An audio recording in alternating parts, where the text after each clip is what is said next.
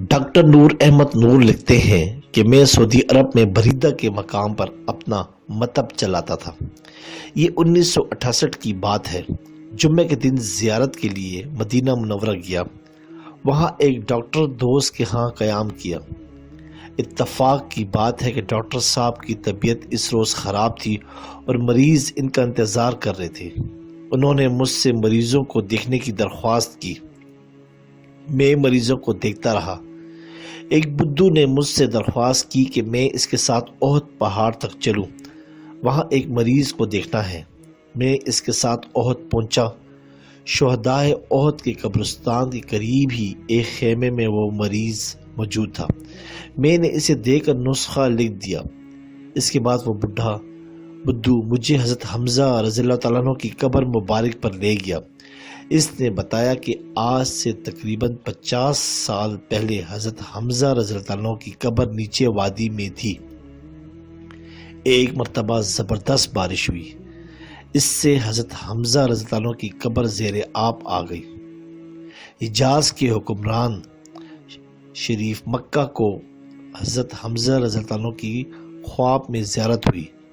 حضرت حمزہ رضی اللہ عنہ نے ان سے کہا، بارش کا پانی تنگ کر رہا ہے، اس کا بندوبست کرو۔ شریف مکہ نے علماء اکرام کو بلا کر ان سے مشورہ کیا۔ مشورے کے بعد قبر کو کھودا گیا۔ پانی واقعی نعش تک پہنچا ہوا تھا، چنانچہ نعش کو اچھی جگہ منتقل کرنے کا پروگرام بنا۔ بوڑھے بدھو نے بتایا قبر کھودنے والوں میں وہ بھی شامل تھا۔ کھدائی کے دوران کدال کی معمولی سی ضرب غلطی سے نعش کے ٹخنے پر جا لگی۔ سب لوگ یہ دیکھ کر حیرت زدہ رہ گئے کہ وہاں سے خون جاری ہو گیا تھا۔ چنانچہ اس جگہ پر پٹی باندھی گئی۔ حضرت حمزہ رضی اللہ عنہ کے جسم کو کھولا گیا تو دیکھا جسم کے نچلے حصے پر کفن موجود تھا۔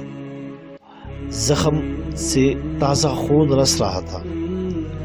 آپ رضی اللہ تعالیٰ عنہ کی آنکھ نکلی ہوئی تھی، کان اور ناک کٹے ہوئے تھے اور پیٹ چاک تھا۔ وہاں موجود سب لوگوں نے حضرت حمزہ رضی اللہ عنہ کی زیارت کی اور اسی حالت میں انہیں اونچی جگہ پر دوبارہ دفن کیا گیا۔ آج جو لوگ مرنے کے بعد کی زندگی کا انکار کرتے ہیں، یہ زندہ جاوید واقعہ ان کو غلط ثابت کرنے کے لیے کافی ہے۔ اگر مرنے کے بعد کوئی زندگی نہ ہوتی تو حضرت حمزہ رضی اللہ عنہ زمین میں اس طرح محفوظ نہ ہوتے۔ آپ کو شہید ہوئے 1400 سال سے زیادہ بیت چکے ہیں۔ اللہ اکبر۔